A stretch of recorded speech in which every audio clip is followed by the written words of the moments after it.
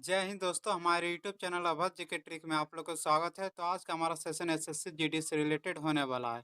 जैसे कि आप लोग को पता है कि अभी एसएससी जीडी का एग्जाम जो कि 4 फरवरी से 14 फरवरी तक अभी एग्जाम हुआ है। तो जो भी क्वेश्चन पूछा गया मैं उन सभी क्वेश्चन का एनालिसिस कराने वाला हूँ। तो हमारे वीडियो को लास्ट तक जरूर देखिएगा और लास्ट में आप लोग को बताऊँगा कि कहाँ से कितना क्वेश्चन पूछा गया। तो आप लोग के लिए बहुत इंपॉर्टेंट है यदि आप लोग का अभी तक एग्जाम नहीं हुआ है तो, क्योंकि आप लोग यहाँ से देखकर समझ सकते हैं कि किस किस टॉपिक से कितना क्वेश्चन पूछा जा रहा है, ताकि बोर्ड टॉपिक पढ़कर आप लोग अच्छे नंबर ला सकते हैं। तो चलिए आज का क्वेश्चन मैं स्टार्ट करता हूँ। योजना आयोग का मुख्य उद्देश्य क्या था? तो योजना आयोग का जो कि मुख्य उद्देश्य क्या था, तो रोजगार देना। इसका सही आंसर जो भी मारेंगे रोजगार देना, इसका सही आंसर हो जाएगा। क्या? तो रोजगार देना। देखिए अब की बार जो कि है आयोग से 5 वर्षीय योजना से जो कि बहुत सारे क्वेश्चन पूछे जा रहा है। हर एक सीट में 1 से 2 क्वेश्चन आप लोग को पूछे जा रहे हैं। तो 2 चैप्टर आप लोग तैयार कर लीजिएगा।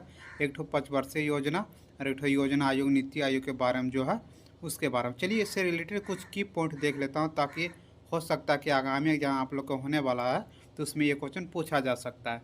सबसे पहला है, योजना आयोग की स्थापना 15 मार्च 1950 को की गई थी। देखिए यहाँ से क्वेश्चन बन गया, पूछ सकता है कि योजना आयोग का गठन कब किया गया था, तो 15 मार्च 1950 को किया गया था।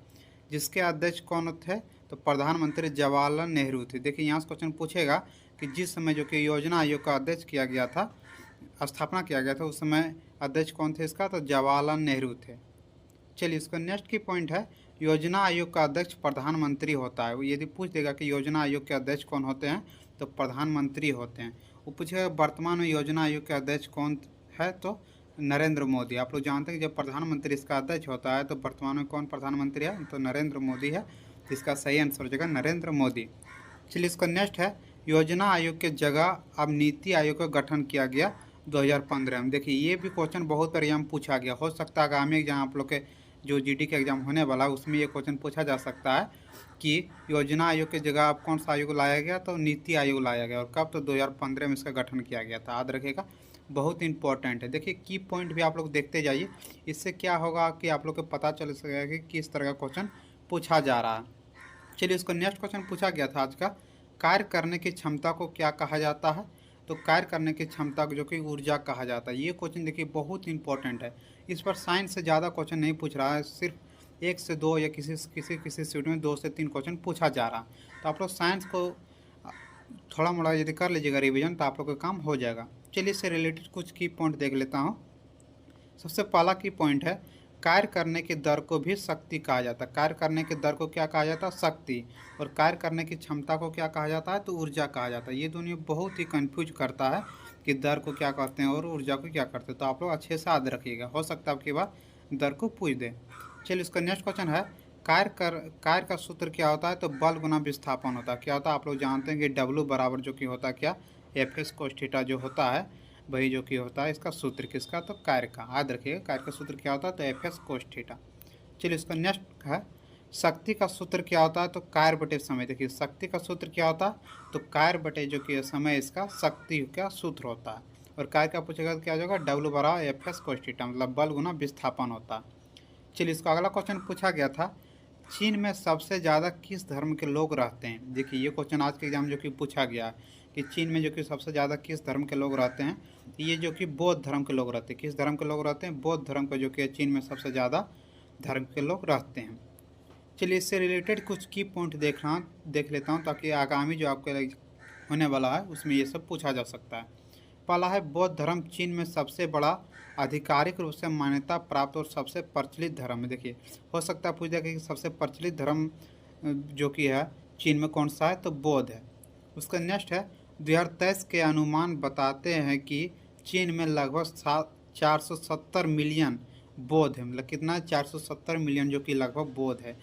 या देश के 1.4 बिलियन निवासियों का लगभग 33.4%। यदि परसेंटेज में पूछेगा कि चीन में जो कि कितना परसेंट बौद्ध धर्म अपनाया गया, कितना लोग अपनाया है, तो 33.4%। यदि संख्या में पूछेगा तो कितना आ जाएगा, 470 मिलियन। चलिए इसका अगला क्वेश्चन है, रूपी नृत्य किस राज्य से संबंधित है, तो रूपी नृत्य जो कि है जम्मू कश्मीर से संबंधित है। किससे है, जम्मू कश्मीर से जो कि है रूपी नृत्य संबंधित है। देखिए आप लोग को नृत्य भी क्वेश्चन हर एक बार जब भी जीडी का एग्जाम हुआ है तो नृत्य से जरूर क्वेश्चन पूछा गया, और इस बार क्वेश्चन भी जो कि है नृत्य से पूछे गए हैं। तो रूपी नृत्य किस राज्य से संबंधित है? तो जम्मू कश्मीर हो जाएगा। चलिए कुछ राज्य का जो कि लोक नृत्य देख लेता हूँ जो कि बहुत ही प्रचलित है, हो सकता है आगामी एग्जाम आप लोग को पूछा जा सकता। सबसे पहला पश्चिम बंगाल का लोक नृत्य कौन कौन सा है? तो लाठी, गंभीरा, ढाले, जतरा, छाऊ और अस्थायी डांस। देखिए ये छाऊ बहुत और पूछा जाता है कि छाऊ जो कि किस राज्य का लोक नृत्य है? तो पश्चिम बंगाल का। आप लोग इतना याद नहीं रखिएगा, कम से कम छाऊ आप लोग याद रख लीजिए, ये क्वेश्चन पूछा जा सकता है। चलिए इसका नेक्स्ट है पंजाब। पंजाब में कौन कौन सा लोक नृत्य प्रसिद्ध है? तो भांगड़ा, गिद्धा, दपक, धमाल और टंकरा। इसमें भांगड़ा याद रखिएगा, भांगड़ा जो कि बहुत और पूछा जाता है कि पंजाब का लोक नृत्य कौन सा है? तो भांगड़ा। चलिए इसका नेक्स्ट राज्य है राजस्थान। राजस्थान में कौन कौन सा? तो घूमर, गन्ना गोर, झूलन लीला और कोलबलिया और छारी। देखिए छारी बहुत और पूछा जाता है कि राजस्थान का लोक नृत्य कौन सा है? तो छारी। देखिए सब इंपॉर्टेंट है, लेकिन अभी के समय में क्या है कि समय बहुत कम है। यदि आप लोग का 20 तारीख 23 तारीख एग्जाम है तो तब आप लोग के पास कितना है? लगभग 15 से 16 दिन बचा हुआ, तो इसमें आप लोग अच्छे से कर लीजिएगा लोक नृत्य जो भी इंपॉर्टेंट है। चलिए इसका नेक्स्ट राज्य है तमिलनाडु। तमिलनाडु कौन कौन सा है? तो भारतनाट्यम है, कुमी है, कोल्टम है, कवाड़ी है और अट्टम है। इसमें को जो कि है भारतनाट्यम आप लोग याद रखिएगा, तमिलनाडु को जो कि है ये बहुत ही प्रचलित है।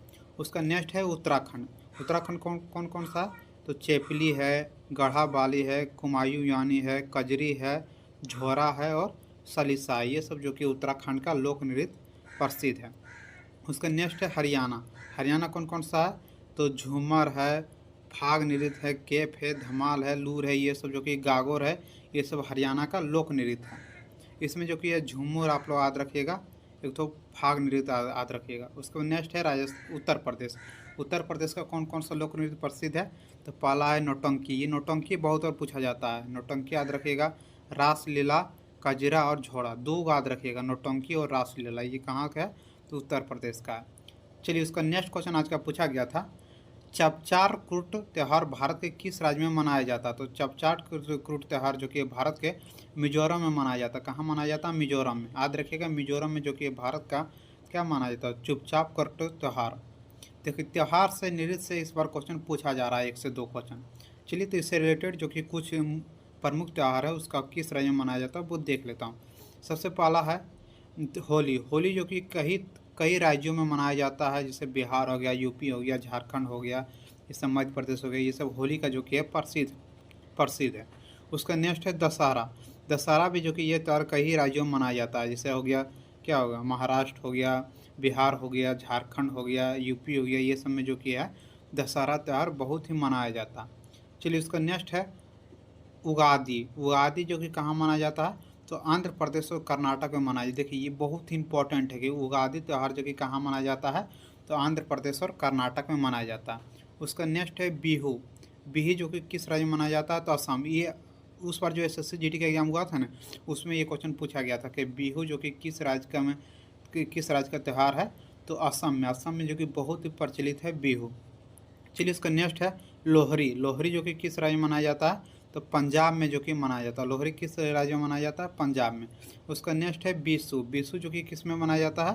तो ये त्यौहार केरल में मनाया जाता है। किस में मनाया जाता है? केरल में जो कि ये त्यौहार मनाया जाता है। चलिए उसका अगला है रथ यात्रा। रथ यात्रा जो कि किस राज्य में मनाया जाता है? तो ओडिशा में मनाया जाता है। किसमें? ओडिशा में जो कि रथ यात्रा मनाया जाता है। उसका नेक्स्ट है पोंगल। पोंगल जो कि किस राज्य में मनाया जाता है? तो तमिलनाडु में मनाया जाता है। किसमें? तमिलनाडु में। चलिए इसका नेक्स्ट क्वेश्चन देखता हूँ, जो नेक्स्ट क्वेश्चन जो कि आज के एग्जाम में पूछा गया, गाड़ी के हेडलाइट में किस दर्पण का प्रयोग किया जाता है? तो ये जो कि अवतल दर्पण का, आप लोग जानते हैं कि गाड़ी के हेडलाइट में किस दर्पण का प्रयोग किया जाता है? तो अवतल दर्पण का जो कि प्रयोग किया जाता है।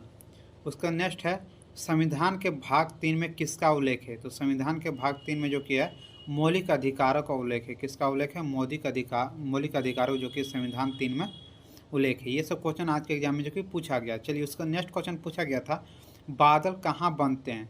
तो बादल जो कि है वायुमंडल के झोंक मंडल में बनते हैं। जो भी इसका आंसर मारेंगे झोंक मंडल में, उसका आंसर सही है। बादल कहाँ बनते हैं? तो झोंक मंडल में। उसका नेक्स्ट क्वेश्चन है थॉमस कप 2022 किसने जीता है? तो ये जो कि भारत जीता है, थॉमस कप 2022 किसने जीता है, तो भारत। जो भी आंसर आप लोग मान रहे होंगे भारत, उसका आंसर सही है भारत। चलिए इसका नेक्स्ट क्वेश्चन है, कौन सा पंचवर्षीय योजना पीसी महालोनिवास मॉडल पर आधारित है। तो आप लोग जानते हैं कि दूसरा पंचवर्षीय योजना, देखिए पंचवर्षीय योजना से इस पर क्वेश्चन पूछा जा रहा, तो आप लोग जितना भी पंचवर्षीय योजना आप लोग जरूर याद करके जाइएगा कि किस मॉडल पर जो कि आधारित है, इसमें दूसरा पंचवर्षीय योजना में किसका उल्लेख किया गया है, तो ये सब जो कि आप लोग करके जाइएगा। चलिए उसका नेक्स्ट क्वेश्चन है, भारत में योजना आयोग का गठन का मुख्य उद्देश्य क्या था, तो रोजगार देना। आप लोग देखें कि योजना आयोग से देखिए 2 क्वेश्चन पूछ दिया है।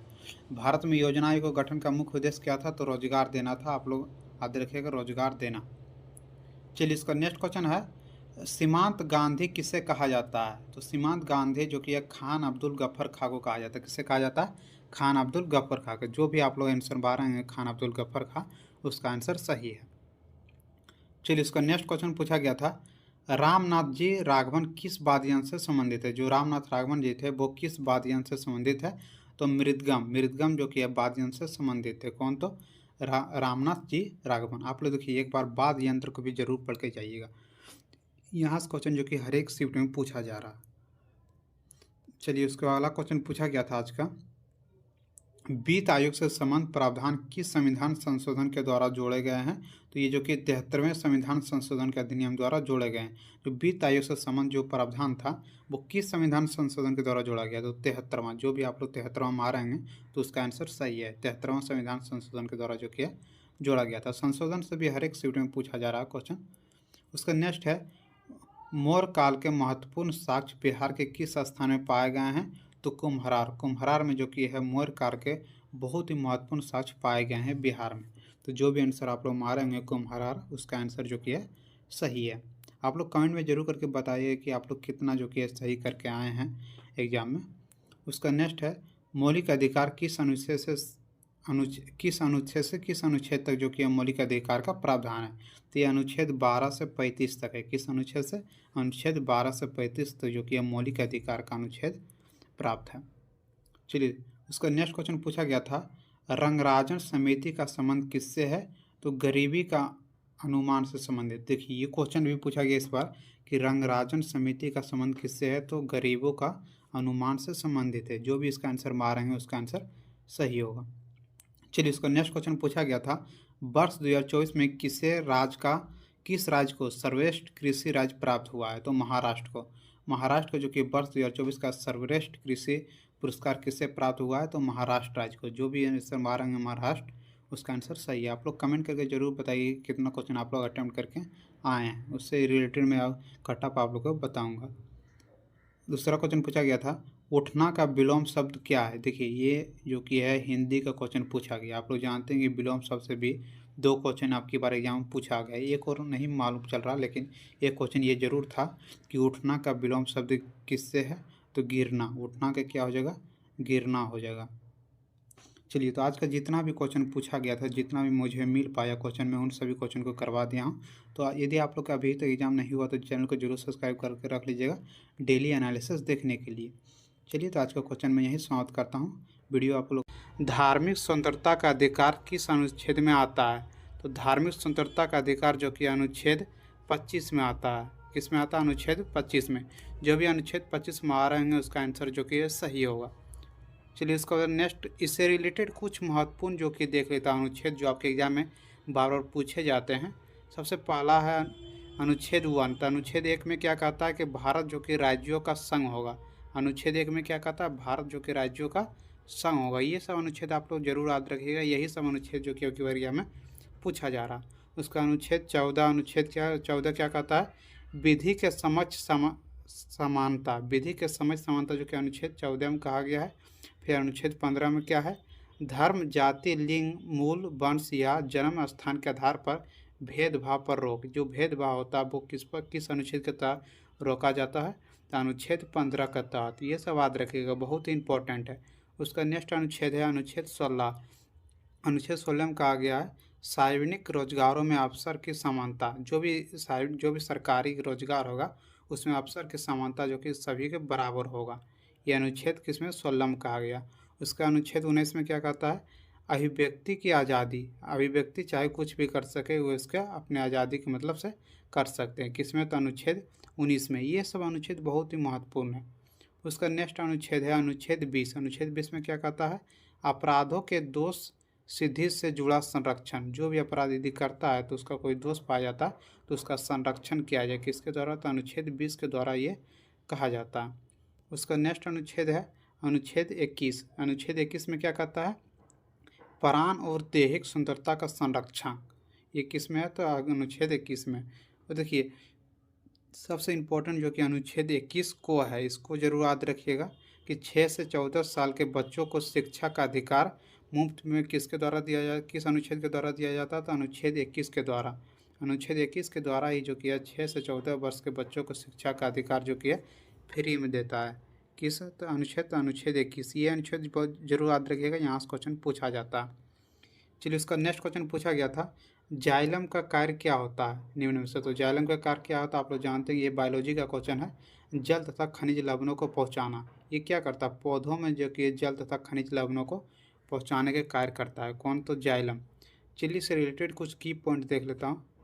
सबसे पहला, जाइलम का सबसे बड़ा महत्वपूर्ण कार्य पौधों की जड़ों से पौधों को अन्य भागों तक पानी और खनिज और कार्बनिक पोषक तत्वों को सहित पोषक तत्वों का परिवहन करना। यही बोल रहा है कि खनिज लवण का जो कार्य किया है, तो पौधों में जो कि है जल तथा खनिज लवणों और पोषक पदार्थों को एक स्थान से दूसरे स्थान तक ले जाना।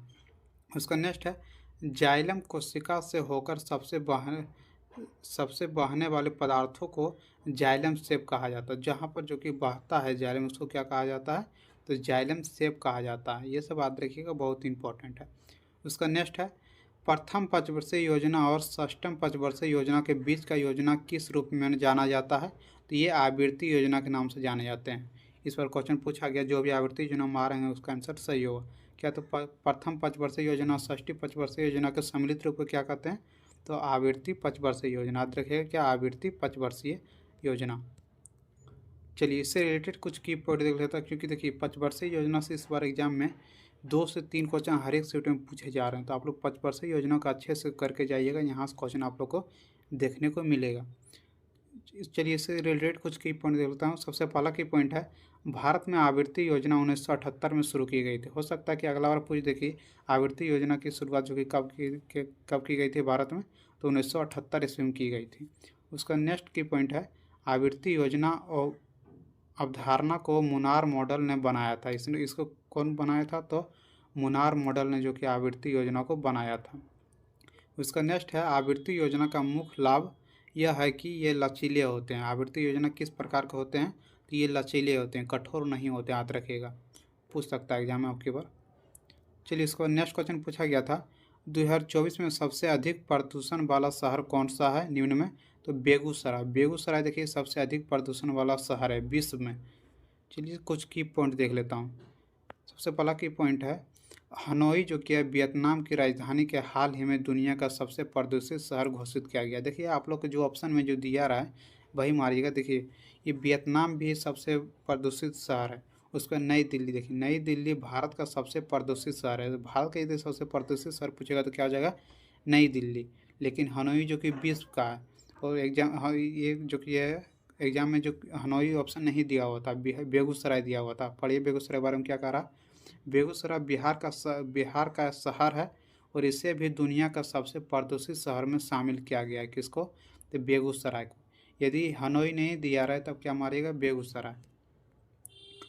चलिए उसके बाद नेक्स्ट क्वेश्चन पूछा गया था, वर्तमान में भारतीय संविधान में कितने अनुच्छेद है? तो वर्तमान में भारत में जो कि है 448 अनुच्छेद है। आप लोग सोचते हैं कि 395 अनुच्छेद, तो देखिए ये 395 मूल संविधान में जो कि 395 अनुच्छेद है, लेकिन हर एक संशोधन में जो कि एक क्या होता है, अनुच्छेद बढ़ जाता है। तो अभी तक 100 अनुच्छेद 100 से प्लस हो चुका है और इसमें 448 जो कि अनुच्छेद कुल हो चुके हैं। यदि मूल संविधान में पूछ देगा तो 395 और ऐसे यदि पूछेगा तो 448। उसका चलिए इससे रिलेटेड कुछ की पॉइंट देख लेता हूँ। सबसे पहला है, संविधान के मूल पाठ में 22 भागों और 8 अनुसूचियों में 395 अनुच्छेद शामिल है। कितने अनुच्छेद शामिल है? 395 अनुच्छेद। लेकिन यदि मूल संविधान में नहीं देखे, यदि इसी तरह पूछ दे तो कितना होगा? 448। उसका नेक्स्ट की पॉइंट है, संविधान भारत का सर्वोच्च कानून है। संविधान क्या है? भारत का जो कि सर्वोच्च कानून कौन सा है? तो संविधान है। संविधान से बड़ा जो कि कोई भारत में कानून नहीं है। उसका नेक्स्ट की पॉइंट है, भारत का संविधान दुनिया का सबसे बड़ा संविधान है। दुनिया का सबसे बड़ा संविधान कौन सा है? तो भारत का संविधान है। उसका नेक्स्ट की पॉइंट है, भारतीय संविधान 26 जनवरी 1950 को लागू किया गया था। देखिए ये क्वेश्चन पूछ सकता है आगे कि भारतीय संविधान को कब लागू किया गया था? तो 26 जनवरी 1950 को। ये सब क्वेश्चन याद रखिएगा, बहुत ही इंपॉर्टेंट है, बहुत बार एग्जाम पूछा जाता। चलिए इसका नेक्स्ट क्वेश्चन पूछा गया था, खो खो चैंपियनशिप 2023-24 का फाइनल किस स्टेडियम में आयोजित किए गए थे? ये इंदौर गांधी इंडोर स्टेडियम जानते हैं आप लोग, नई दिल्ली में है। इसी में जो कि खो खो चैंपियनशिप 2023-24 का स्टेडियम में आयोजित किए गए थे। किस स्टेडियम में? तो इंदिरा गांधी इंडोर स्टेडियम। वो कहाँ है इंदिरा गांधी इंडोर स्टेडियम? तो नई दिल्ली में। जो भी इसका आंसर मारेंगे उसका आंसर सही होगा। चलिए इसका नेक्स्ट क्वेश्चन पूछा गया था, मुख्यमंत्री बाल आशीर्वाद योजना का इसका मुख्यालय किसके नाम पर घोषित किया गया? जो मुख्यमंत्री बाल आशीर्वाद योजना हो वो इसका मुख्यालय जो कि किसके नाम पर घोषित किया गया? तो बाल विकास के ऊपर। किसके ऊपर? बाल विकास के ऊपर। इसी टाइप का कुछ क्वेश्चन था, लेकिन इसका आंसर बाल विकास के ऊपर होता। आप लोग देख लीजिएगा कि इसका आंसर, इसका क्वेश्चन क्या था मूल रूप से। क्वेश्चन इसी तरह था। उसको नेक्स्ट क्वेश्चन पूछा गया था, 2011 के जनगणना के अनुसार भारत का जनसंख्या घनत्व कितना है? तो 382 प्रति वर्ग किलोमीटर है। 2011 की जनगणना के अनुसार जनसंख्या घनत्व क्या है भारत का? तो 382 प्रति वर्ग किलोमीटर, मतलब 1 किलोमीटर के अंतर्गत जो कि 382 लोग रहते हैं भारत में। उसका नेक्स्ट है, इसका की पॉइंट कुछ देख लेता हूँ जो आपके एग्जाम में बार बार पूछे जाते हैं। पहला, 2011 के जनगणना के अनुसार 382 भारत की जनसंख्या का घनत्व था। कितना था? 382 जो कि जनसंख्या घनत्व था, जो आपको आप लोग बताए हैं पहले। उसको देखिए नेक्स्ट की पॉइंट है, जनगणना 2011 भारत के 15वें जनगणना है और आज़ादी के बाद 7वीं। देखिए यदि पूछेगा कि जनगणना जो 2011 में हुआ था वो भारत का क्या जनगणना है? तो 15वें जनगणना है। यदि पूछेगा आज़ादी का क्या जनगणना, आज़ादी के बाद, तो 7वां जनगणना जो कि आज़ादी के बाद का जनगणना है। उसके बाद नेक्स्ट की पॉइंट है, पहली जनगणना भारत में 1872 ईस्वी में हुआ था। पहली बार जो कि भारत में जनगणना कब हुआ था? तो 1872 ईस्वी में। ये याद रखिएगा, बहुत बार ये क्वेश्चन पूछा जाता है कि पहले बार जनगणना भारत में कब हुआ था? तो 1872 ईस्वी में हुआ था।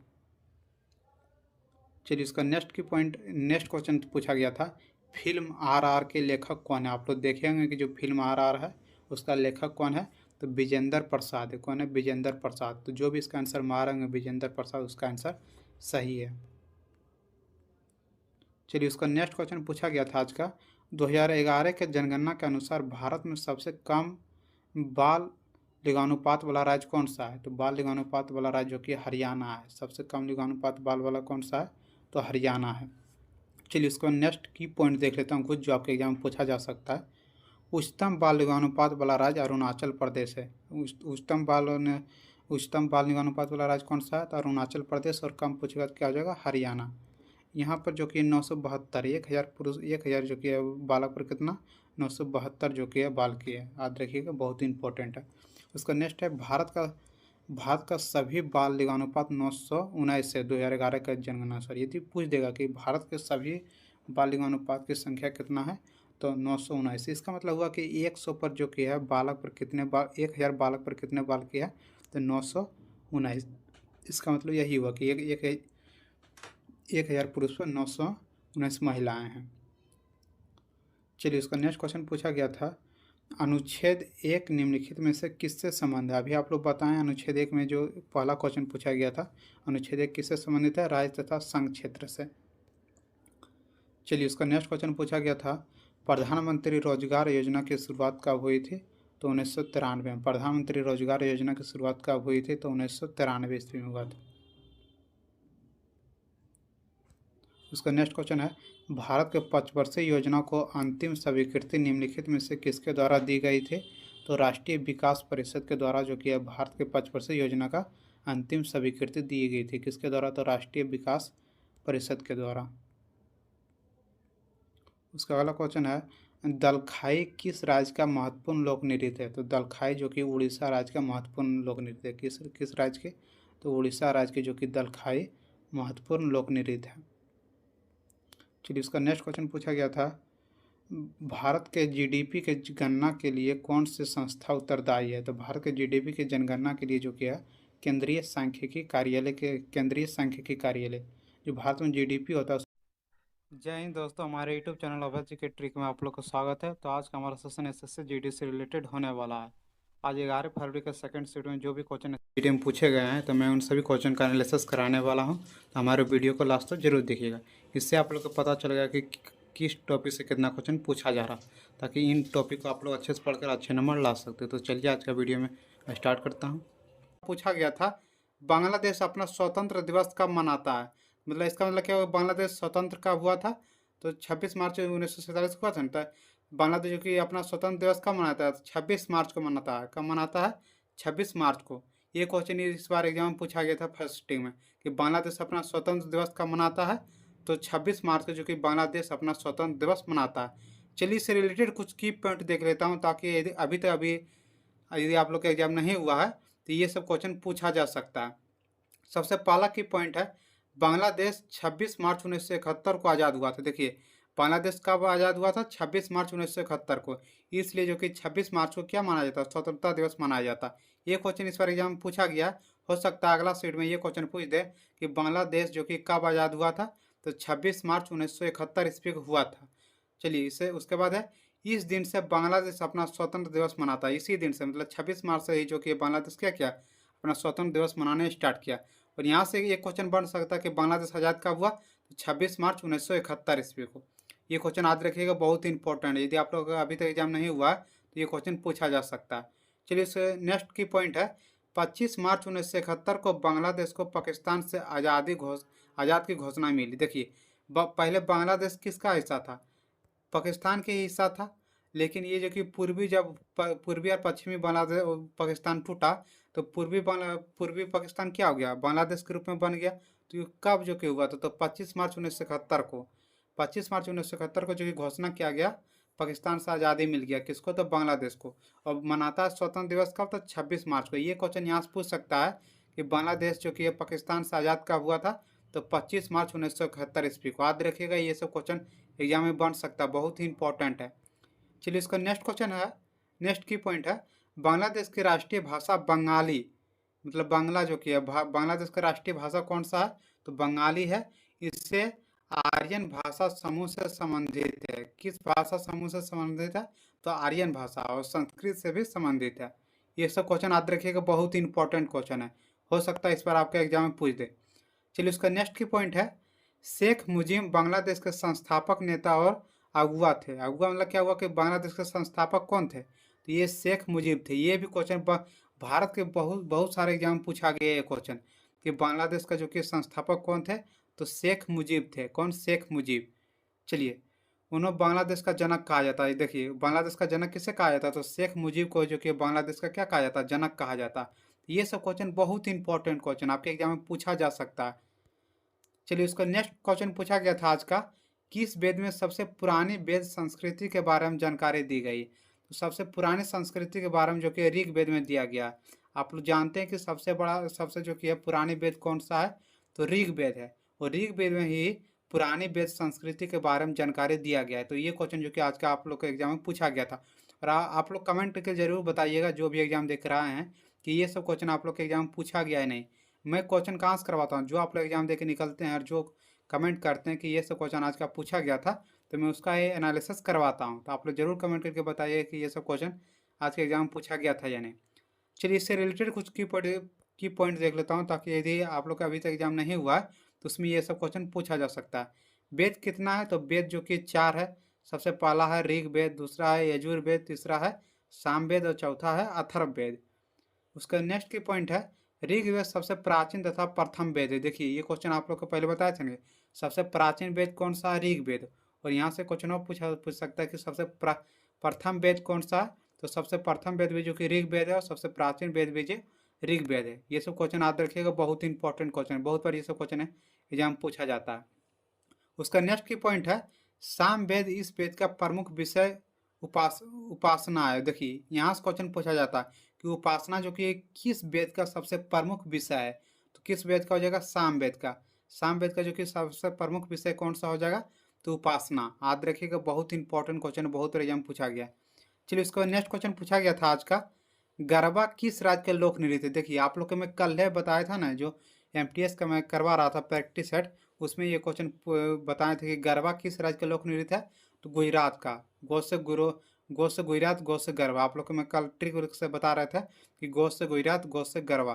तो गरबा जो कि किस राज्य का लोक नृत्य है, तो गुजरात का है। देखिए आप लोग को मैं पहले भी बताया हूँ कि नृत्य से इस बार क्वेश्चन पूछा जा रहा है।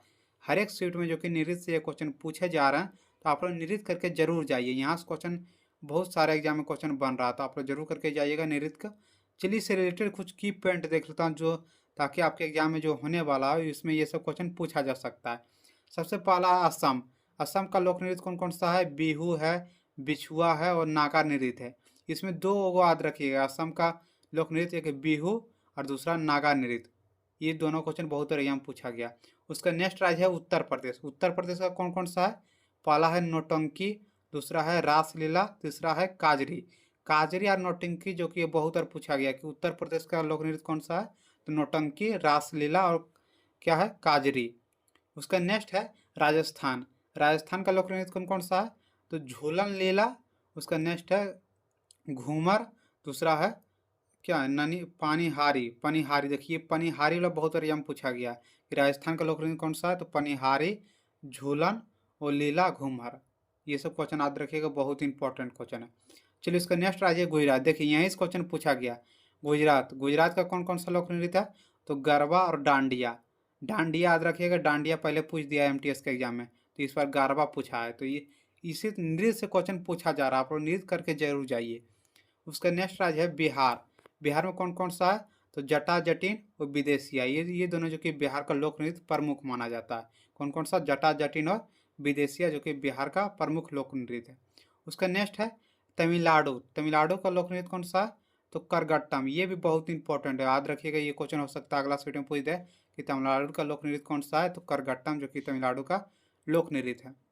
चलिए उसका नेक्स्ट क्वेश्चन पूछा गया था, पंडित रविशंकर किस वाद्य यंत्र से संबंधित है, तो पंडित रविशंकर जो कि है सितार से संबंधित है। किससे है, सितार से। पूछेगा पंडित रविशंकर किस वाद्य यंत्र से संबंधित है, तो सितार से संबंधित है।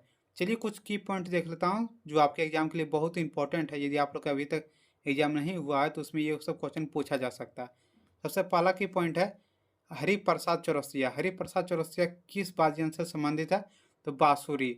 बांसुरी के लिए कौन प्रसिद्ध है, तो हरिप्रसाद चौरसिया। याद रखेगा, बहुत ही इंपॉर्टेंट है। उसका नेक्स्ट है पंडित रविशंकर। पंडित रविशंकर जो कि किससे संबंधित है, तो सितार से संबंधित है। सितार वाद्य यंत्र बजाने के लिए कौन प्रसिद्ध है, तो पंडित रविशंकर। चलिए इसका नेक्स्ट है पंडित राम रामायण। पंडित राम रामायण का कौन है वाद्य यंत्र, कौन सा बजाता है, तो सारंगी। सारंगी के लिए कौन प्रसिद्ध है, तो जो कि है पंडित राम रामायण। कौन है, तो सारंगी के लिए। उसका नेक्स्ट है असद अली खान। असद अली खान कौन सा वाद्य यंत्र बजाते हैं, तो रुद्र बीना। रुद्र बीना बजाने के लिए कौन प्रसिद्ध है, तो असद अली खान। ये सब जितना भी मैं बता रहा हूँ की पॉइंट, ये सब आप लोग करके जाइए, एग्जाम में यहीं से क्वेश्चन पूछा जाएगा। चलिए उसका नेक्स्ट क्वेश्चन पूछा गया था, चाणक्य का दूसरा नाम क्या था, तो चाणक्य का दूसरा नाम क्या था, विष्णुगुप्त।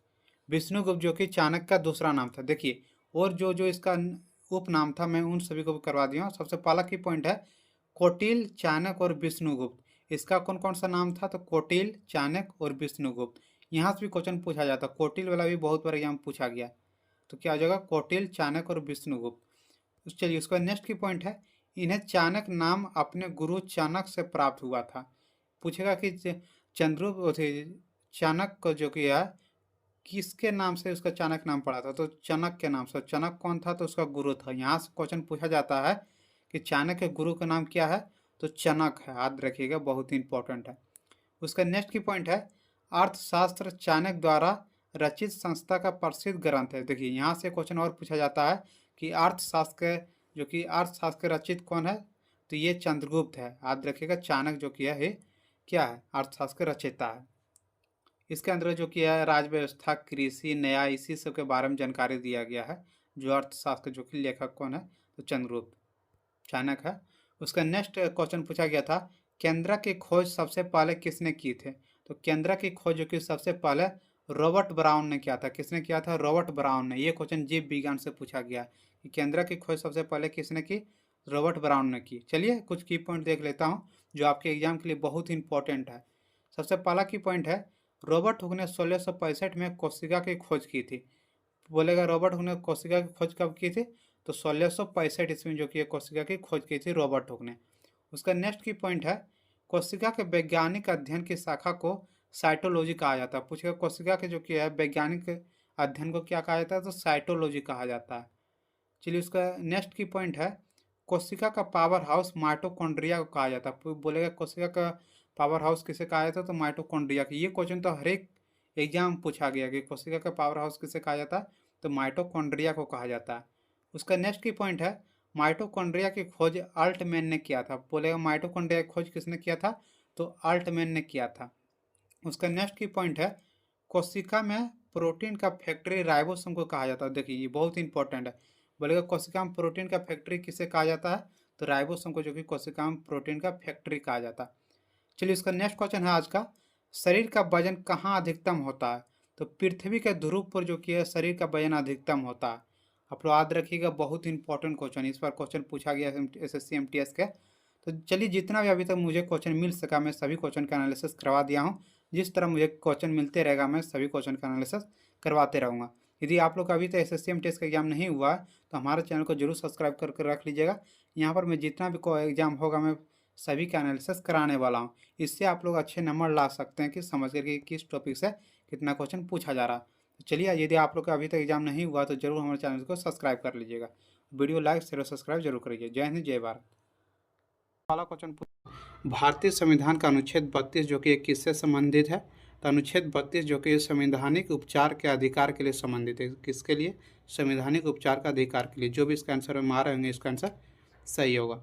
चलिए इससे रिलेटेड कुछ महत्वपूर्ण अनुच्छेद देख लेता हूँ जो आपके एग्जाम में बार बार पूछे जाते हैं। सबसे पहला अनुच्छेद 1 क्या है? तो भारत राज्यों का संघ है। अनुच्छेद 1 क्या कहता है? कि भारत जो कि राज्यों का संघ है। उसके बाद अनुच्छेद 14 क्या कहता है? विधि के सक्षम समानता। विधि के सक्षम समानता जो कि कौन सा अनुच्छेद कहता है? तो अनुच्छेद 14। फिर अनुच्छेद 15 क्या कहता है? कि धर्म जाति लिंग मूल वंश या जन्म के स्थान पर भेदभाव पर रोक। भेदभाव पर जो रोक कौन सा अनुच्छेद है? तो अनुच्छेद 15। उसका अनुच्छेद 16 क्या है? सार्वजनिक रोजगारों में अवसर की समानता। ये अनुच्छेद 16 में। अनुच्छेद 19 में क्या है? अभिव्यक्ति का आज़ादी। अभिव्यक्ति का आज़ादी जो कि किस अनुच्छेद में है? तो अनुच्छेद 19 में। उसका अनुच्छेद 20 में क्या है? अपराधों के दोष सिंधु से जुड़ा संरक्षण। ये जो कि अनुच्छेद 20 में। उसका अनुच्छेद 21 में प्राण और दैहिक सुंदरता का संरक्षण। इसमें ये अनुच्छेद किस में है? तो अनुच्छेद 21 में। फिर अनुच्छेद 21 क में क्या है? तो 6 से 14 साल के बच्चों को शिक्षा का अधिकार जो कि किस में दिया हुआ है? तो अनुच्छेद 21 क में। ये सब अनुच्छेद जो कि महत्वपूर्ण है, बार बार एग्जाम में पूछे जाते हैं। चलिए उसके बाद नेक्स्ट क्वेश्चन था, खिलाफत आंदोलन किस धर्म से जुड़ा हुआ था? तो खिलाफत आंदोलन जो कि इस्लाम धर्म से जुड़े हुए थे। किस धर्म से जुड़े हुए थे? तो खिलाफत आंदोलन जो कि इस्लाम धर्म से जुड़े हुए थे। चलिए इसके बाद इससे रिलेटेड कुछ की पॉइंट देख लेता हूँ जो आपके एग्जाम बार बार पूछे जाते हैं। सबसे पहला है, खिलाफत आंदोलन साल 1919 से 1922 के बीच ब्रिटिश भारत सरकार में चलाया गया था। यह खिलाफत आंदोलन कौन चलाया था? तो ब्रिटिश सरकार ने भारत में जो कि चलाया था। कब? तो 1919 से 1922 ईस्वी में इसका गया था। इसका एक राजनीतिक धार्मिक आंदोलन था। ये क्या था? एक राजनीतिक जो कि धार्मिक आंदोलन था। और इस आंदोलन का मकसद था तुर्की के खिलाफ पद को दोबारा स्थापित करना। देखिए यहाँ से क्वेश्चन पूछ सकता है कि खिलाफत आंदोलन का अर्थ क्या था? तो तुर्की के जो कि था उसका खिलाफत के पद को दोबारा स्थापित करना था। चलिए उसका नेक्स्ट क्वेश्चन पूछा गया था, मोहिनीअट्टम किस राज्य से संबंधित है? तो आप लोग जानते हैं केरल का जो कि है मोहिनीअट्टम क्या है? केरल राज्य का नृत्य है। कौन? मोहिनी। देखिए नृत्य से आप लोग का हर एक सीट में क्वेश्चन पूछा जा रहा था। नृत्य को आप लोग जरूर करके जाइएगा। इसे तो मैं आप लोग को लास्ट में बताऊंगा कि कौन कौन से टॉपिक क्वेश्चन पूछा जा रहा है। चलिए इससे रिलेटेड कुछ महत्वपूर्ण नृत्य देख लेता हूँ जो आपके एग्जाम में पूछे जा रहे हैं। सबसे पहला है असम। असम में कौन कौन सा है? तो बिहू। देखिए ये याद रखिए, बहुत इंपॉर्टेंट है। बिहू देखिए बार बार पूछा जाता है कि बिहू किस राज्य का नृत्य है? तो असम का। उसके बाद गुजरात का देख लेता हूँ महत्वपूर्ण। देखिए गारबा रखिएगा, गारबा जो कि गुजरात, गो से गारबा, गो से गुजरात।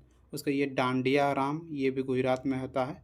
ये दोनों याद रखिएगा, ये दोनों बहुत बार एग्जाम पूछे जाते हैं। उसका नेक्स्ट है हरियाणा। हरियाणा में क्या क्या था? तो झूमर, फाग, धमार, ये तीनों याद रखेगा। बहुत बार ये पूछा जाता है कि झूमर किस राज्य का नृत्य है, तो हरियाणा राज्य का। उसका नेक्स्ट है उत्तराखंड। उत्तराखंड जो किस राज्य का नृत्य है, तो चेपली देखिए उत्तराखंड का नृत्य है, ये याद रखिएगा, बहुत इंपॉर्टेंट है। उसका पंजाब, पंजाब में कौन सा, तो भांगड़ा। भांगड़ा याद रखिएगा, बहुत बार पूछा जाता है कि भांगड़ा किस राज्य का नृत्य है, तो पंजाब का। उसको देखिए राजस्थान में है घूमर, चकरी और झूलन लीला, ये तीनों बहुत बार एग्जाम पूछा जाता है। ये तीनों को आप लोग याद रखिएगा, बहुत बार एग्जाम पूछे जाते हैं। आप लोग नृत्य को अच्छे से करके जाइएगा, नृत्य से हर एक सीट में क्वेश्चन देखने को मिल रहा है। उसका नेक्स्ट है किसी भी राज्य की विधानसभा में कोई भी धन विधेयक किसके सिफारिश पर प्रस्तुत किया जा सकता है, तो ये राज्य का राज्यपाल। किसी भी राज्य का जो कि विधानसभा में जो धन विधेयक रहता है वो किसके सिफारिश पर प्रस्तुत किया जाता है, तो राज्य का राज्यपाल पर जो कि है प्रस्तुत किया जाता है। चलिए कुछ राज्य का जो कि है महत्वपूर्ण शक्तियाँ देख लेता है कि राज्यपाल का क्या क्या शक्तियाँ होता है। पहला है राज्यपाल मुख्यमंत्री और मंत्रिपरिषद के अन्य सदस्यों की नियुक्ति करता है, कौन, तो राज्यपाल। उसके बाद नेक्स्ट है राज्यपाल विधानसभा को बुलाते हैं, स्थगित करते हैं और भंग करते हैं। देखिए विधानसभा को भंग करने का अधिकार किसको है, तो राज्यपाल को है। ये भी क्वेश्चन एसएससी में पूछे गए हैं, हो सकता है आगे भी पूछ सकता है, आप लोग याद रखिएगा। उसका नेक्स्ट है राज्यपाल विधानसभा में अभिभाषण करते हैं। राज्यपाल में विधानसभा में अभिभाषण कौन करते हैं, तो राज्यपाल करते हैं, याद रखिएगा, बहुत इंपॉर्टेंट है ये सब। जितना भी मैं बता रहा हूँ बहुत इंपॉर्टेंट ये सब पूछा जा रहा है। उसका नेक्स्ट क्वेश्चन पूछा गया था वेग का SI मात्रक क्या होता है, तो मीटर पर सेकेंड होते हैं। वेग का SI मात्रक क्या होता है, तो मीटर पर सेकेंड। मीटर बटे सेकेंड इसका हिंदी में होता है विस्थापन बटे समय, इससे जो कि मीटर बटे सेकेंड का। तो मीटर पर सेकेंड भी कहीं कहीं दिया रहता है, तो आप लोग याद रखिएगा मीटर पर सेकेंड यदि दिया रहा है इस तरह से भी आप लोग को दिया रहेगा, तो ये आंसर हो सकता है। चलिए इससे रिलेटेड कुछ की पॉइंट देख लेता हूँ। वेग किसी वस्तु की गति की दर और दिशा को बताता है, यह एक सदिश राशि। वेग देखिए कौन सा राशि, सदिश राशि। इससे क्वेश्चन पूछा जा रहा है आपकी बार सदिश और अदिश राशि से, आप लोग याद रखिएगा। वेग का गणना करने के लिए फार्मूला v बराबर वेग की इकाई मीटर प्रति सेकंड। आप लोग जो बताएं कि मीटर बटे सेकंड क्या होता है, वेग का जो कि है सूत्र होता है, आप लोग याद रखिएगा। ये क्वेश्चन आपके और एग्जाम में पूछा गया। उसका नेक्स्ट क्वेश्चन पूछा गया था वर्तमान में भारत सरकार के कैबिनेट सचिव कौन है, तो doctor TV Somnath. Doctor TV Somnath जो कि है भारत सरकार के कैबिनेट सचिव है। देखिए जो वर्तमान में मंत्री है ना, उससे भी क्वेश्चन इस बार बहुत पूछा गया है, तो आप लोग के मैं वीडियो इसी चैनल पर बनाया हूँ, मैं उसका लिंक डिस्क्रिप्शन में डाल दूँगा, आप लोग जरूर देख लीजिएगा। वहाँ से आप लोग के नया मंत्रिमंडल का गठन हुआ, वहाँ से आपकी बार क्वेश्चन बहुत सारे पूछे जा रहे हैं। उसका नेक्स्ट था टेक्टोनिक प्लेट कितने प्रकार के होते हैं, तो ये 3 प्रकार के होते हैं। जो टेक्टोनिक प्लेट होते हैं वो कितने प्रकार के होते हैं, 3 प्रकार के। जो भी 3 आंसर मारेंगे उसका आंसर सही होगा। चलिए और एक क्वेश्चन हरित क्रांति से रिलेटेड कुछ प्रश्न था, मुझको याद नहीं आ रहा, लेकिन हरित क्रांति से रिलेटेड कुछ प्रश्न थे। चलिए हरित क्रांति के बारे में देख लेता हूँ, हरित क्रांति क्या है। तो हरित क्रांति की शुरुआत 1960 ईस्वी में हुआ था। हरित क्रांति की शुरुआत कब हुआ था, 1960 ईस्वी में। और इसके नॉर्मन बोरलॉग ने शुरू किया था। किसने शुरू किया था, तो नॉर्मन बोरलॉग ने। डॉक्टर एस स्वामीनाथन को हरित क्रांति का जनक कहा जाता है। देखिए ये बहुत ही इंपॉर्टेंट है कि हरित क्रांति का जनक किसे कहा जाता है, तो डॉक्टर एस स्वामीनाथन को जो कि हरित क्रांति का जनक कहा जाता है। ये क्वेश्चन आप लोग याद रखिएगा, इस बार पूछ सकता है जीटी के एग्जाम में, जिसका एग्जाम अभी तक नहीं हुआ। चलिए उसका नेक्स्ट क्वेश्चन पूछा गया था, हिंदी से देखिए प्रश्न था कि उधार शब्द का विलोम क्या होता है, तो नगद। आप लोग जानते हैं उधार शब्द का विलोम क्या होता है, तो नगद। देखिए विलोम से जो कि है 3 से 4 क्वेश्चन इस बार एग्जाम पूछे जा रहे हैं, तो यदि आप लोग के पास अभी टाइम है, एग्जाम यदि 20 तारीख 22 तारीख का हो तो आप लोग जरूर करके जाइएगा। विलोम शब्द इस बार एग्जाम में पूछे जा रहा है। उसका नेक्स्ट क्वेश्चन पूछा गया था उत्कर्ष का विलोम शब्द क्या होता है, अपकर्ष। देखिए उत्कर्ष का भी विलोम शब्द पूछा गया कि उत्कर्ष का विलोम शब्द क्या है, तो अपकर्ष है। इस बार विलोम शब्द से क्वेश्चन पूछे जा रहे हैं 3 से 4 क्वेश्चन, तो आप लोग विलोम शब्द को जरूर कर लीजिएगा। और देखिए मैथ के परसेंटेज से प्रश्न था। आप लोग जानते हैं कि मैथ से वही प्रश्न परसेंटेज से 2 से 3 क्वेश्चन पूछा जा रहा है। फिर चक्रवृद्धि ब्याज हो गया, ये सबसे क्वेश्चन जो जिस बार पूछा जा रहा था उसी बार इसी यही सब क्वेश्चन जो कि पूछा जा रहा। आप लोग को मैं जीके जीएस का प्रश्न करवा रहा हूँ, तो देखिए देख लीजिए। चलिए लास्ट गया था 2011 के जनगणना के अनुसार सबसे कम जनसंख्या वाला राज्य कौन सा है, तो सबसे कम जनसंख्या वाला राज्य कौन सा है, तो सिक्किम है। देखिए ये बहुत इंपॉर्टेंट है, यदि पूछेगा सबसे कम जनसंख्या वाला तो क्या हो जाएगा, सिक्किम। यदि यहीं पर पूछता कि सबसे अधिक जनसंख्या वाला राज्य कौन सा है 2011 के जनगणना के अनुसार, तो इसका आंसर सही हो जाएगा यूपी। यूपी जो कि है सबसे अधिक जनसंख्या वाला राज्य है 2011 के जनगणना के अनुसार सबसे कम कौन सा हो जाएगा, सिक्किम हो जाएगा। ये देखिए अब की बार जो किया जनगणना से 1 से 2 क्वेश्चन हर एक सीट में पूछा जा रहा है, तो आप लोग जनगणना को अच्छे से तैयार कर लीजिएगा, यहाँ से आप लोग का क्वेश्चन पूछा जा रहा है। चलिए उसका नेक्स्ट क्वेश्चन पूछा गया था, प्रथम पंचवर्षीय योजना का मुख्य उद्देश्य क्या था। जो प्रथम पंचवर्षीय योजना था उसका मुख्य उद्देश्य क्या था, इसका सही आंसर हो जाएगा कृषि विकास करना। जो प्रथम पंचवर्षीय योजना था उसका मुख्य उद्देश्य था कृषि को जो कि है विकास करना ही प्रथम पंचवर्षीय योजना का उद्देश्य था। देखिए पंचवर्षीय योजना से भी क्वेश्चन पूछा जा रहा है, आप लोग को कल भी करवाए मैं, दोनों सीट में एक क्वेश्चन पूछा जा रहा था। पहला सीट में क्या क्वेश्चन था कि दूसरा पंचवर्षीय योजना का मुख्य उद्देश्य क्या था। देखिए अब की बार क्या पूछा है कि प्रथम पंचवर्षीय योजना का मुख्य उद्देश्य क्या है, जिसका सही आंसर क्या जाएगा कृषि विकास। तो आप लोग योजनाओं के भी अच्छे से पढ़ लीजिएगा, जो भी 5 ईयर्स जो प्लान रहता है उसको अच्छे से पढ़ लीजिएगा। चलिए इसका नेक्स्ट क्वेश्चन पूछा गया था, किस अनुच्छेद में ग्राम पंचायत में ग्राम सभा का गठन का प्रावधान है। तो ये अनुच्छेद 243 ए में, आप लोग जानते हैं जो ग्राम पंचायत होता है उसमें ग्राम सभा का गठन किया जाता है। तो किस अनुच्छेद के तहत, तो 243 ए अनुच्छेद के तहत जो कि है पंचायत में ग्राम सभा का गठन किया जाता है। तो आप लोग देखिए पॉलिटिक्स भी क्वेश्चन पूछा जा रहा है, 1 से 2 क्वेश्चन जो कि आप लोग को 3-4 क्वेश्चन मिल रहा है पॉलिटिक्स से देखने के लिए। तो आप लोग पॉलिटी भी कर लीजिएगा, पॉलिटी बहुत ही इंपॉर्टेंट हो गया क्योंकि अब की बार जो कि क्वेश्चन इससे पूछा जा रहा है। साइंस का वेटेज बहुत कम है, लेकिन ये सब कर लीजिएगा, जीके जीएस का बहुत ही पूछा जा रहा है। उसका नेक्स्ट क्वेश्चन था, हल्दा त्यौहार भारत के किस राज्य में मनाया जाता है। तो हल्दा त्यौहार जो कि भारत के हिमाचल प्रदेश में मनाया जाता है। कहाँ मनाया जाता है, हिमाचल प्रदेश में जो कि हल्दा त्यौहार मनाया जाता है। देखिए त्यौहार से जरूर क्वेश्चन पूछा जा रहा है, कल भी आप लोग को करवाएं तो उसमें भी एक त्यौहार था। तो अब आप लोग को कल जो कि की पॉइंट जो करवाया ना कि कौन सा राज्य का जो कि त्यौहार क्या है, तो उसी में से ये क्वेश्चन देखिए आज पूछा जा रहा है कि हिमाचल प्रदेश का त्यौहार कौन सा है। तो हल्दा जो कि किस राज्य का प्रमुख त्यौहार है, तो हिमाचल प्रदेश का। तो आप लोग वो वीडियो देख लीजिएगा, बहुत इंपॉर्टेंट है, और त्यौहार भी कर लीजिएगा, निरित हो गया त्यौहार का, इससे क्वेश्चन जो कि पूछा जा रहा है। चलिए इसका नेक्स्ट क्वेश्चन पूछा गया था, निम्नलिखित में से कौन सा कार्यपालिका का कार्य नहीं होता है। कार्यपालिका का कार्य कौन सा नहीं होता, तो मुख्य न्यायाधीश, न्यायाधीश देना जो कि कार्यपालिका का कार्य नहीं होता है। याद रखिएगा ये क्वेश्चन भी इस बार पूछा गया है कि कार्यपालिका का कार्य कौन सा नहीं होता है, तो मुख्य न्यायाधीश, मतलब न्यायाधीश देना जो कि है कार्यपालिका का कार्य क्या होता है, नहीं होता। तो याद रखिएगा बहुत इंपॉर्टेंट है, ये सब क्वेश्चन पूछा जा रहा। उसका नेक्स्ट क्वेश्चन पूछा गया था, रुक जाइए थोड़ा, उसका नेक्स्ट क्वेश्चन पूछा गया था, बांग्लादेश अपना स्वतंत्र दिवस कब मनाता है। तो 26 मार्च को, 26 मार्च को जो कि बांग्ला अपना स्वतंत्र दिवस मनाता है। कब मनाता है, तो 26 मार्च को बांग्ला अपना।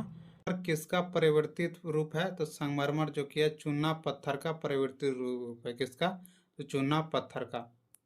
चलिए इसका नेक्स्ट क्वेश्चन है, शांति काल का सर्वोच्च सैन्य पुरस्कार कौन सा है। तो शांति काल का जो कि सर्वोच्च पुरस्कार वो अशोक चक्र। ये क्वेश्चन एसएससी एमटेक एग्जाम में बहुत बार पूछा गया है कि शांति काल का सर्वोच्च सैन्य पुरस्कार कौन सा है, तो अशोक चक्र है।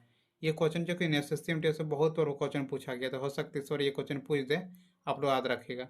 चलिए इसको नेक्स्ट क्वेश्चन है, एडवर्ड जेनर द्वारा विकसित टीके का संबंध किस बीमारी से है। तो चेचक के टीके खोज किसने किया था, एडवर्ड जेनर ने, आप लोग जानते हैं भाई, जो कि किसका है, एडवर्ड जेनर द्वारा विकसित टीके का संबंध किस बीमारी से है, तो चेचक की बीमारी से है। चलिए इसका अगला क्वेश्चन है, लेह शहर किस नदी के तट पर बसा हुआ है। तो लेह शहर जो कि सिंधु नदी के तट पर बसा हुआ। ये क्वेश्चन भी एग्जाम में बहुत बार पूछा गया, एमटीएस के साथ साथ ये क्वेश्चन सीजीएल में भी बहुत बार पूछा गया है कि लेह शहर जो कि किस नदी के तट पर बसा हुआ, तो सिंधु नदी के तट पर जो कि बसा हुआ है। चलिए उसका नेक्स्ट क्वेश्चन है, सिंधु नदी के सबसे बड़ी सहायक नदी कौन सी नदी है, तो चिनाब नदी। देखिए ये क्वेश्चन भी बहुत बार एसएससी एमटीएस के एग्जाम पूछा गया है कि सिंधु नदी की सबसे बड़ी सहायक नदी कौन सी होती है, तो चिनाब नदी जो कि सिंधु नदी की सबसे बड़ी सहायक नदी होते हैं। चलिए इसका अगला क्वेश्चन है, यह देश सफ़ेद हाथियों का मतलब सफ़ेद हाथियों का देश कौन कहलाता है, तो थाईलैंड। थाईलैंड को जो कि सफ़ेद हाथियों का देश कहा जाता है। चलिए इसका अगला क्वेश्चन है, विटामिन ए की कमी के कारण कौन सा रोग होता है। तो विटामिन ए की कमी से जो क्या है, नाइट ब्लाइंडनेस होता है। क्या, नाइट ब्लाइंडनेस। इसमें रंगों का पता नहीं चलता कि कौन सा रंग जो कि है कौन सा कलर का, इसमें पता नहीं चल पाता है, वही नाइट ब्लाइंडनेस होता है। चलिए इसका नेक्स्ट क्वेश्चन है, विटामिन सी सबसे उत्तम स्रोत है। तो आंवला में, आंवला से जो कि है विटामिन सी सबसे अधिक प्राप्त होता है। किससे? तो आंवला से जो कि है विटामिन सी सबसे अधिक प्राप्त होते हैं। चलिए इसका नेक्स्ट क्वेश्चन है, भागीरथी और अलकनंदा किस स्थान पर मिलने पर गंगा के नाम से जाना जाता है? तो देवप्रयाग। देवप्रयाग कहाँ? उत्तराखंड में। ये क्वेश्चन भी बहुत बार पूछा गया है कि देवप्रयाग किस राज्य में स्थित है? तो उत्तराखंड में स्थित है। और जहाँ पर जो कि है भागीरथी और अलकनंदा मिलता है वहीं को गंगा नदी कहा जाता है। तो उसको क्या कहा जाता है? जहाँ पर भागीरथी और अलकनंदा मिलता है तो उसको देवप्रयाग कहा जाता है। क्या? तो देवप्रयाग। चलिए इसका अगला क्वेश्चन है, टिहरी बांध परियोजना, देखिए क्वेश्चन क्या है, लाइन पर बने रहेगा, थोड़ा कट गया है। चलिए क्वेश्चन क्या है, टिहरी बांध किन दो नदियों का संग्राम पर स्थित है? तो ये भागीरथी और भिलनंगा। चलिए इसका अगला क्वेश्चन है, देशांतर रेखाओं का प्रयोग के लिए किया जाता है? तो समय के लिए। जो समय का मापन होता है वो किसके द्वारा प्रयोग किया जाता है? तो देशांतर रेखा के द्वारा, जो कि किसी भी देश अपना समय निर्धारित करता है। चलिए इसका नेक्स्ट क्वेश्चन है, अक्षांश रेखाओं से किसका पता चलता है? तो भूमध्य रेखा से किसी स्थान की दूरी का। यदि भूमध्य रेखा से किसी भी स्थान की दूरी मापना है तो उसके लिए क्या? अक्षांश रेखा से जो कि मापा जाता है। चलिए इसको नेक्स्ट क्वेश्चन है, उकाई परियोजना का संबंध किस नदी से है? तो ताप्ती नदी से। किस नदी से? ताप्ती नदी। ताप्ती नदी कहाँ है? तो गुजरात में है। और ये एक उकाई परियोजना किस नदी, किससे संबंधित नदी है? तो ताप्ती नदी से संबंधित है। चलिए इसका नेक्स्ट क्वेश्चन है, अलाउद्दीन खिलजी की मृत्यु कब हुई थी? तो 5 जनवरी 1316 ईस्वी हुआ था। पूछेगा अलाउद्दीन खिलजी की मृत्यु कब हुई? तो 5 जनवरी 1316 ईस्वी को हुआ था। चलिए इसका अगला क्वेश्चन है, खट्टे फल तथा चर्म के स्वस्थ रखने के लिए कौन सा विटामिन जरूरी होता है? तो विटामिन सी। विटामिन सी जो कि है जरूरी होता है खट्टे फल तथा चर्म रोग को स्वस्थ रखने के लिए। चलिए इसका नेक्स्ट क्वेश्चन है, सिंधु घाटी सभ्यता का सबसे बड़ा अन्नाघर कहाँ स्थित है? तो मोहनजोदाड़ो में। सिंधु घाटी जो कि सभ्यता का सबसे बड़ा अन्नाघर मोहनजोदाड़ो में स्थित है। ये क्वेश्चन भी एग्जाम में बहुत बार पूछा गया है कि सबसे बड़ा अन्नाघर कहाँ है? तो मोहनजोदाड़ो में। चलिए इसका नेक्स्ट क्वेश्चन है, कृत्रिम वर्षा के लिए किसका प्रयोग किया जाता है? तो सिल्वर आयोडाइड का। कृत्रिम वर्षा के लिए किसका प्रयोग किया जाता है? तो सिल्वर आयोडाइड का प्रयोग किया जाता है। चलिए इसका नेक्स्ट क्वेश्चन है, सबसे कठोर धातु कौन सा होता है? तो प्लेटिनम। प्लेटिनम जो कि सबसे कठोर धातु होते हैं। चलिए इसका नेक्स्ट क्वेश्चन है, काच किसका, कास जो कि किसका मिश्र धातु होता है? तो तांबा और टीन का होता है। कास किसका मिश्र धातु होता है? तांबा और टीन का। चलिए इसका अगला क्वेश्चन है, ताप का एसआई मात्रक क्या होता है? तो केल्विन। ताप का जो कि एसआई मात्रक क्या होता है? केल्विन होता है।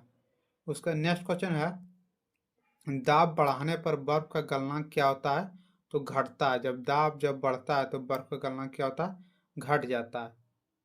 चलिए इसका नेक्स्ट क्वेश्चन है, पृथ्वी के केंद्र पर छोटी जी का मान कितना होता है? तो शून्य होता है। पूछेगा पृथ्वी के केंद्र पर छोटी जी का मान कितना होता है? तो शून्य।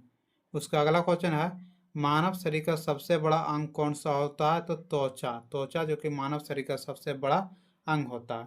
उसका अगला क्वेश्चन है, कार्य करने के दर क्या कहलाता है? तो शक्ति कहलाता है। कार्य करने का दर जो कि क्या कहलाता है? शक्ति। और कार्य करने की क्षमता क्या कहलाता है? तो ऊर्जा। यदि क्षमता पूछेगा ऊर्जा और दर पूछेगा तो क्या हो जाएगा? शक्ति। चलिए उसका नेक्स्ट क्वेश्चन है, समुद्र जल में सर्वाधिक मात्रा में पाए जाने वाले लवण कौन सा है? तो सोडियम क्लोराइड है। उसका अगला क्वेश्चन है, दूध का पीला रंग किसके कारण होता है? तो ये देखिए यहाँ पर न्यूटन लिखा गया है। दूध का पीला रंग किसके कारण होता है? इलेक्ट्रिक के कारण होता है। उसका अगला क्वेश्चन है, शुद्ध जल का पीएच मान कितना होता है? तो 7। 7 जो कि शुद्ध जल का पीएच मान होते हैं। चलिए इसका अगला क्वेश्चन है, कोशिका की खोज किसने की थी? तो रॉबर्ट हुक ने किया था। उसका अगला क्वेश्चन है, आत्महत्या की थैली किसे कहा जाता है? तो लाइसोसोम को जो कि आत्महत्या की थैली कहा जाता है। उसका नेक्स्ट क्वेश्चन है, किसी भी जीवधारा में लिंग का संरक्षण किसके कारण होता है? तो पुरुष के कारण होता है लिंग का संरक्षण। तो चलिए आज का